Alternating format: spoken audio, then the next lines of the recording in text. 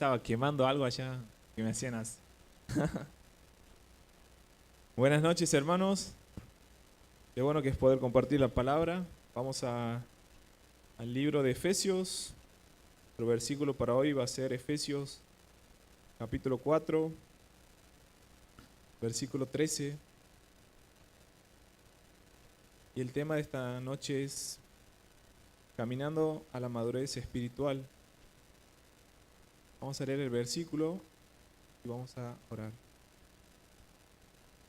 También buenas noches, saludarlo a las personas que están por las redes sociales. Vamos a leer Efesios capítulo 4, versículo 13. Dice: hasta que todos lleguemos a la unidad de la fe y del conocimiento del Hijo de Dios, a un varón perfecto, a la medida de la estatura de la plenitud de Cristo. Vamos a orar. Señor y Padre que estás en los cielos, gracias por este día. Gracias, Señor, por tu palabra. Gracias, Señor, porque podemos abrirla con libertad, tener confianza y saber que tú vas a hablar a cada uno que está aquí, Señor. A cada corazón, a cada necesidad. Este es un camino que estamos desafiados cada creyente, Señor, a alcanzar, a ser un varón, una mujer perfecta, maduros. Sí, Señor. Y ruego que tu Espíritu Santo esté tocando cada uno de nuestros corazones, que puedas darme la sabiduría y la dependencia de tu Espíritu para poder hacerlo con excelencia, para que tu pueblo sea edificado y para tu gloria. Por eso te damos las gracias, te lo pedimos todo, en el nombre de nuestro Señor Jesús. Amén. Dice: a un varón perfecto, es lo que hoy día vamos a ver caminando hacia la madurez espiritual en esta serie que se titula Un versículo a la vez. El versículo que me ha tocado a mí es caminando, Efesios capítulo 4, versículo 13, caminando a la madurez espiritual. Vamos a ver algunos obstáculos para crecer espiritualmente. Y la madurez espiritual es el proceso que nosotros llegamos hasta parecernos más al Señor Jesús y alejarnos del mal, en teoría. Primero vamos a ver los obstáculos que nos impiden crecer y luego vamos a ver unas virtudes que el Señor Jesús tiene para que nosotros podamos imitarlo a Él y poder así crecer. La carta de Efesios es escrita por Pablo, encarcelado, y leyendo un poco la carta, siempre me ha sorprendido de que es como, una vez don Dani ha dicho que es como se parten una torta en el medio. Los primeros 3 capítulos, el apóstol habla de todas las bendiciones que el creyente tiene en el Señor. Y después los otros 3 capítulos hablan de la vida práctica de cada creyente. Por eso en esta noche vamos a ver algunos obstáculos que nos impiden crecer. Ahí la palabra en el versículo 13, perfecto, quiere decir maduro. Y creo firmemente que el anhelo y el deseo que Dios tiene en esta noche es que nosotros crezcamos espiritualmente. Sin duda es el deseo de Dios. Y creo que es el deseo, o mejor dicho, tiene que ser el deseo de cada creyente, seguir creciendo en el Señor. Vamos a ver algunas cosas, como por ejemplo, lo primero, modas religiosas. Dice el versículo 14: para que ya no seamos niños fluctuantes llevados por doquiera de todo viento de doctrina, por estratagema de hombres que para engañar emplean con astucia las artimañas del error.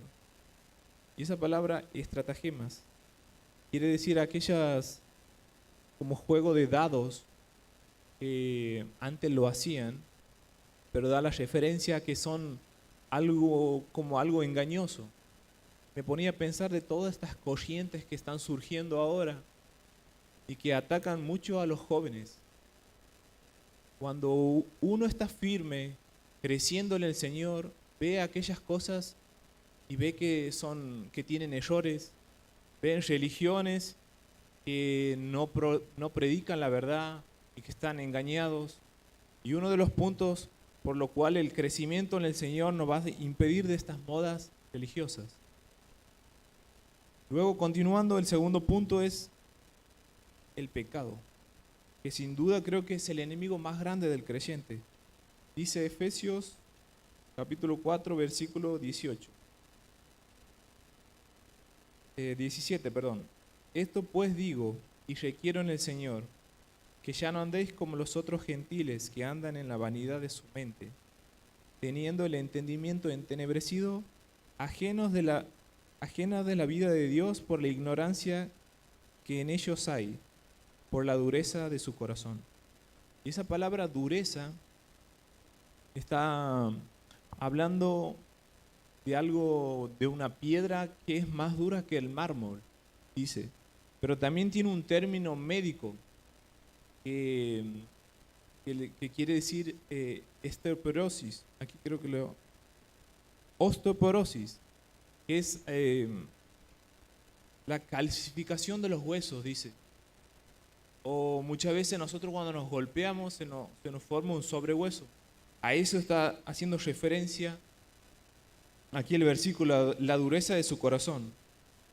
Sin duda, el pecado actúa así en la vida del creyente.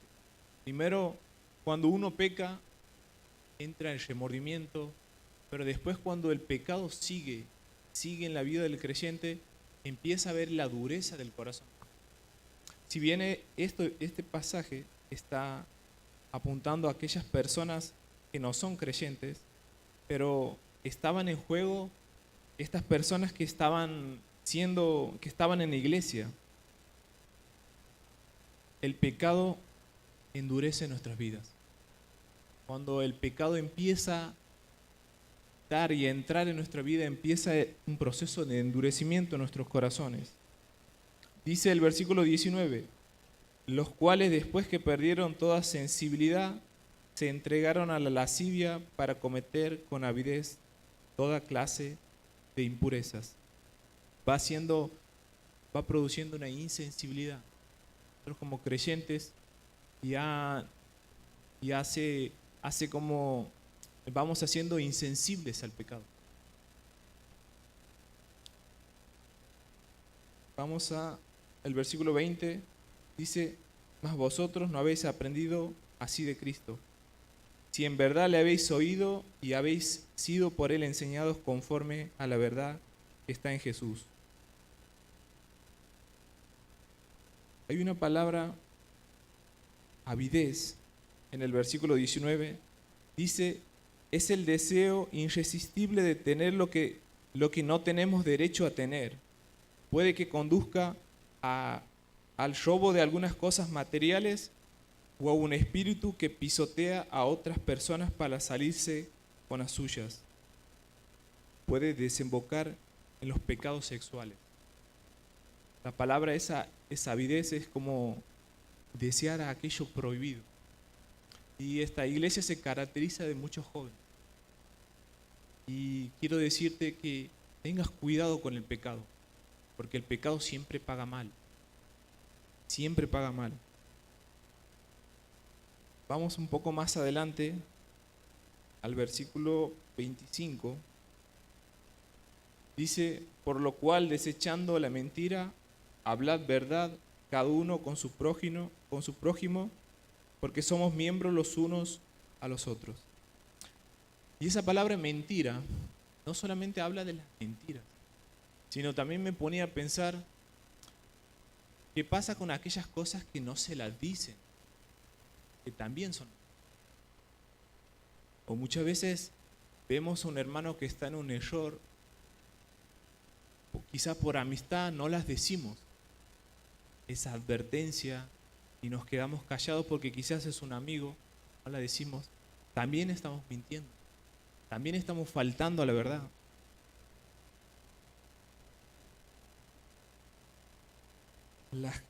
Tenemos que tener cuidado con las cosas que no se dicen. Dice el versículo 26,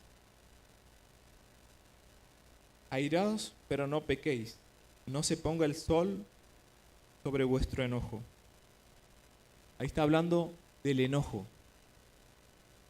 que muchas veces ahí está haciendo referencia a que nos tenemos que perdonar antes que el sol se ponga.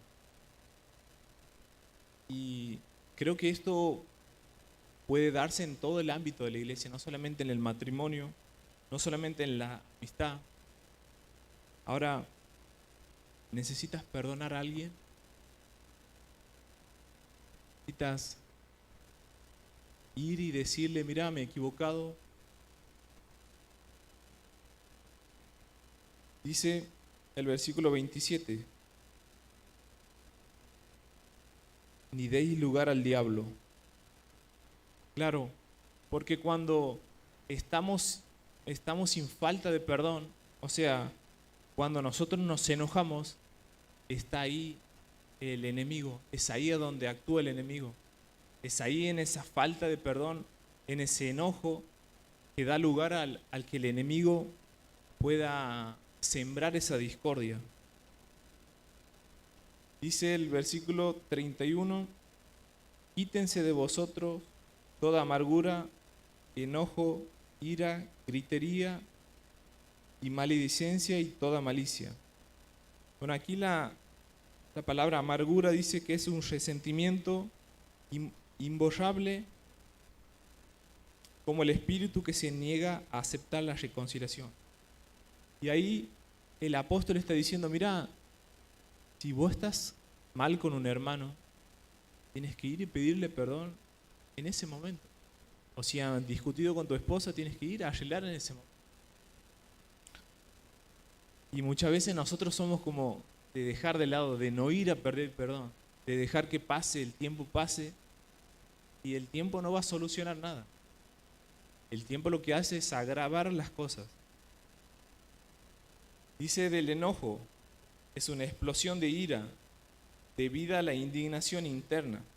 O sea, como que el enojo es como que aparece y desaparece rápido.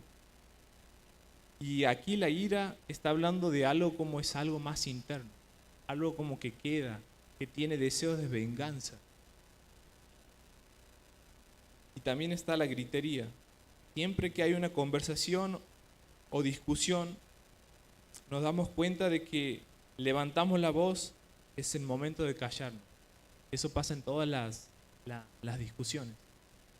Cuando estamos discutiendo, hermana, hermano, cuando usted vea que está levantando la voz, es el momento de que nosotros tenemos que callarnos.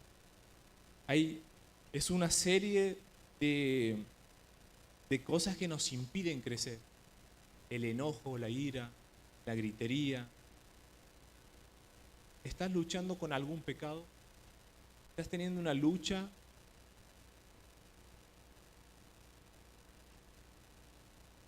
Vamos a ver ahora las virtudes de Cristo para crecer espiritualmente. Vamos ahí nomás al capítulo 4. 6 virtudes de Cristo para crecer espiritualmente. Dice el versículo 1 del capítulo 4.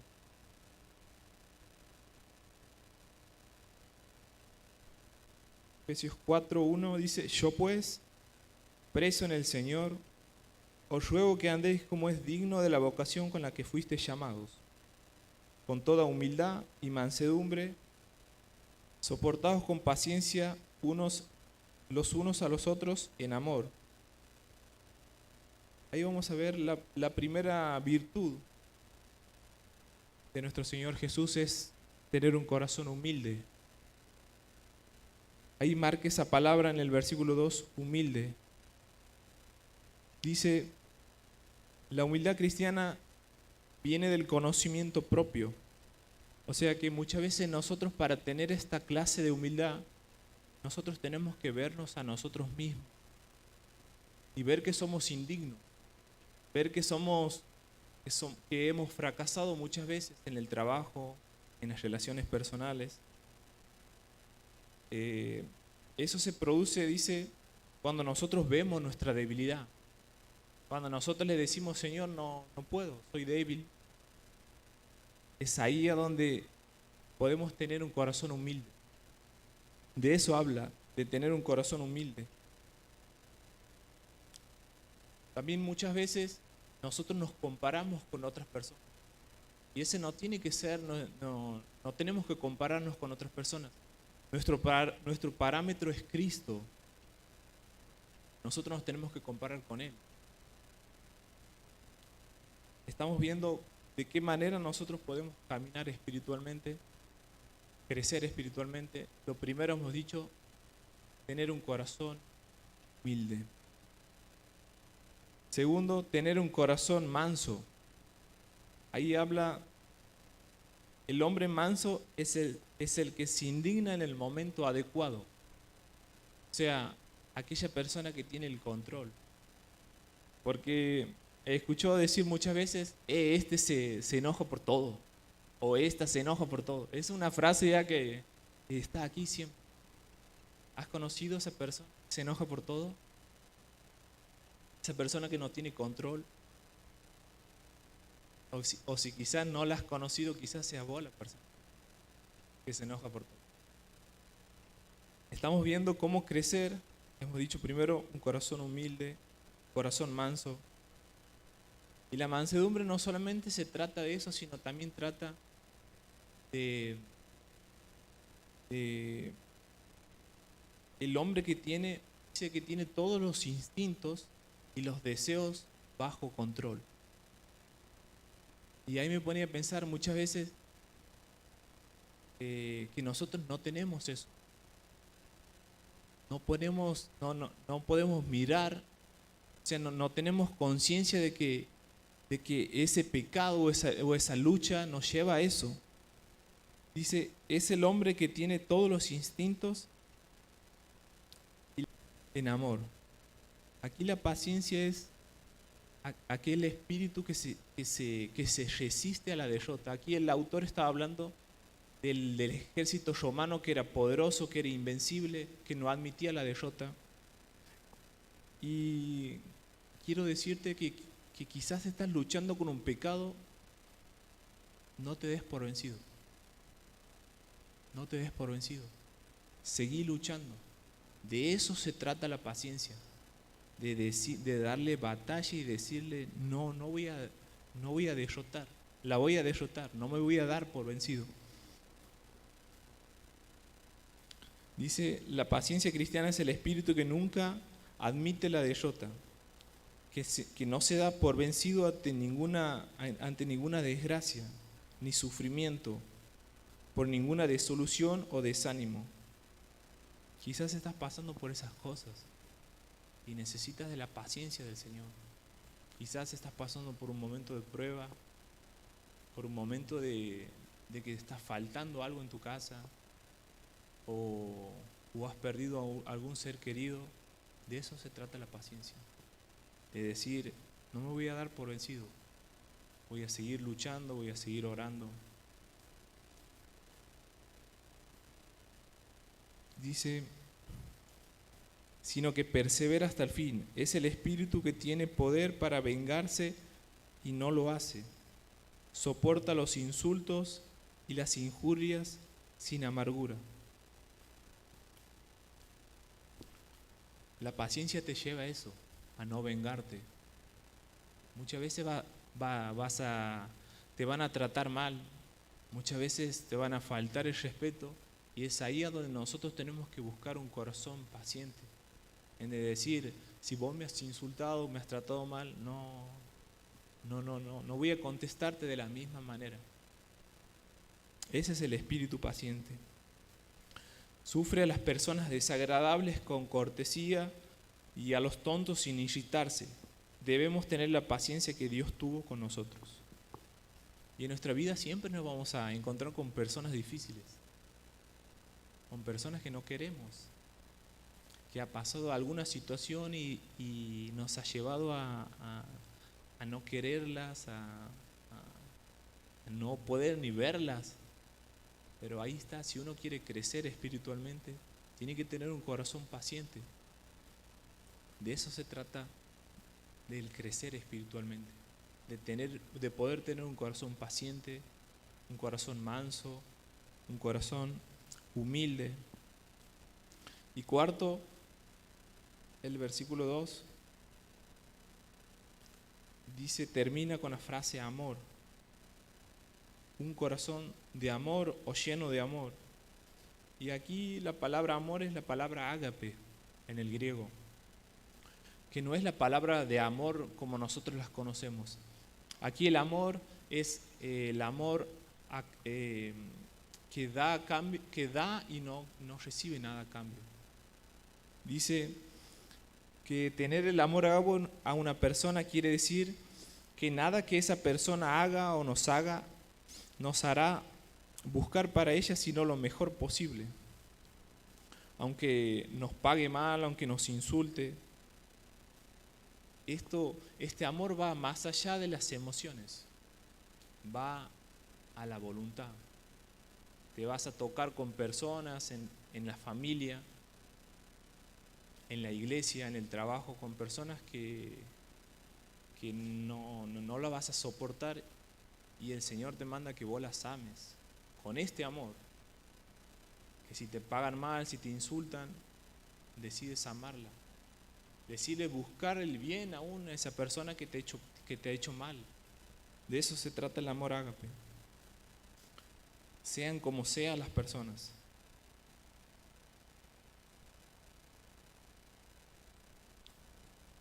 Un corazón pacífico. Dice el versículo 3, solícitos en guardar la unidad del espíritu en el vínculo de la paz. Y ahí la paz es aquella unión. La paz es la debida relación entre las personas. Por eso decía, si en tu corazón o si Dios te ha traído a una persona que necesitas pedirle perdón, ve y acércate y decirle, me he sentido dolido por lo que me has dicho, por cómo me has tratado. Es ir y hablar y arreglar las cosas. Un corazón lleno de paz. Y por último vamos a ver un corazón sumiso. En el capítulo 5, versículo 21, ahí en Efesios,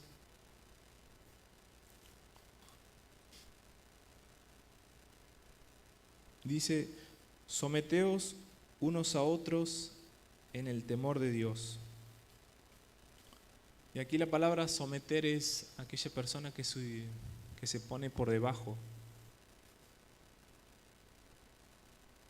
Es aceptar el consejo sabio de nuestros pastores, de nuestros maestros, de aquellas personas que nos han acompañado en la vida cristiana, que nos dicen, mira, estás haciendo mal, te aconsejo esto.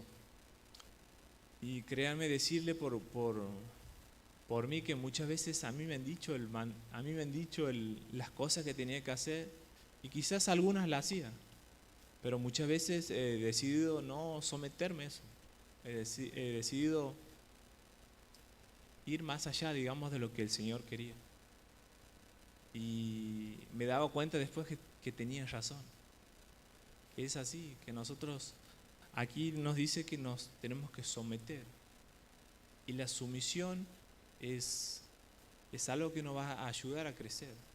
Todos estos principios nos van a ayudar a crecer hacia parecernos más al Señor. No sé a qué persona te ha traído en tu corazón, pero quisiera que en esta noche vos tomes una decisión de que si tienes que arreglar con alguien, puedas hacerlo. Puedas hacerlo no solamente para ser bendecido, sino también para crecer espiritualmente.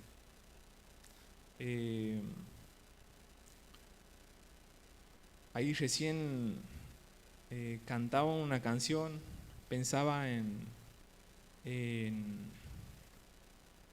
una decisión que una vez había tomado, que era perdonar a mi padre.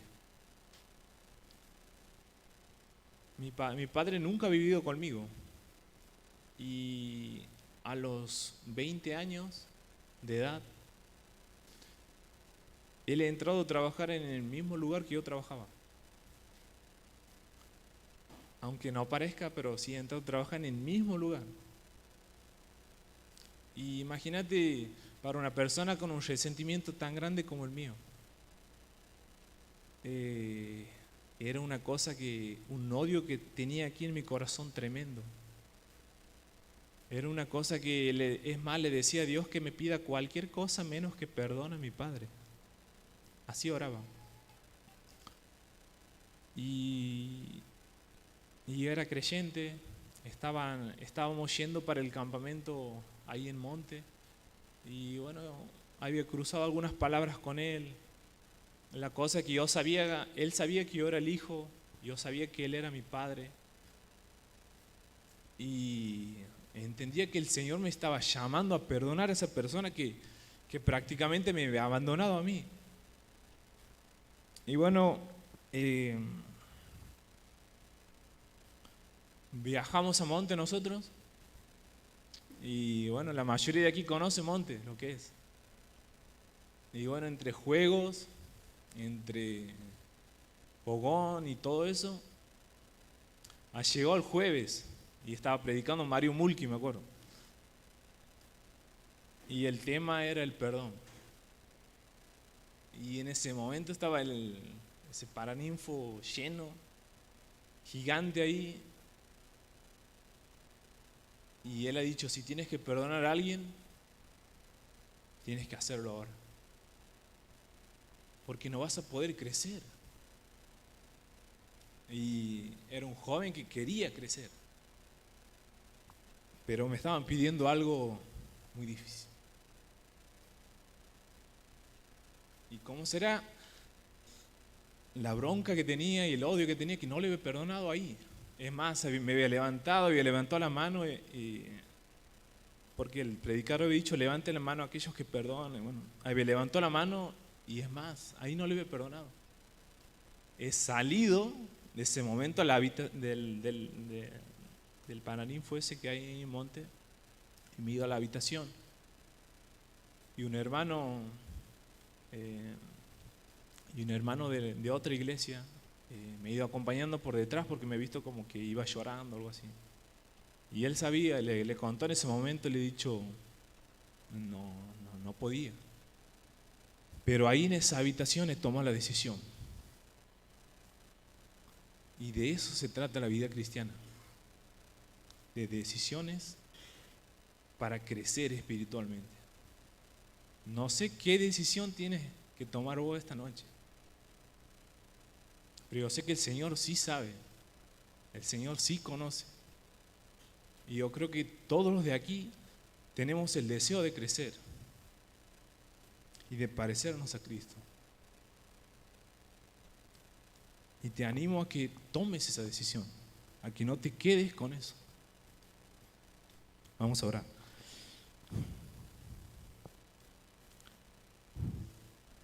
Señor que estás en los cielos, gracias Padre por tu palabra. Gracias Padre porque es tu deseo que nosotros crezcamos espiritualmente. Y tú nos has traído hasta aquí, Señor, no solamente a escuchar tu palabra, sino a tomar una decisión. Solamente tú conoces, Señor, los corazones, solamente tú conoces qué decisión esta persona tiene que tomar. Quizás perdonar a una persona, quizás decirle basta a un pecado que lo tiene atado. La verdad no lo sé, Señor, pero sé que tú lo sabes. Te ruego, Señor, que no solamente quede en información, sino que podamos salir de aquí con una decisión tomada. Porque queremos crecer como tú, Señor, en este camino hacia la madurez espiritual, Señor, al parecernos más a ti. Dios, que podamos tomar esa decisión y que esa decisión pueda ser, Señor, para nuestra bendición, para nuestro crecimiento y para tu gloria, Señor. Te damos las gracias y te lo pedimos en el nombre de nuestro Señor Jesús. Amén.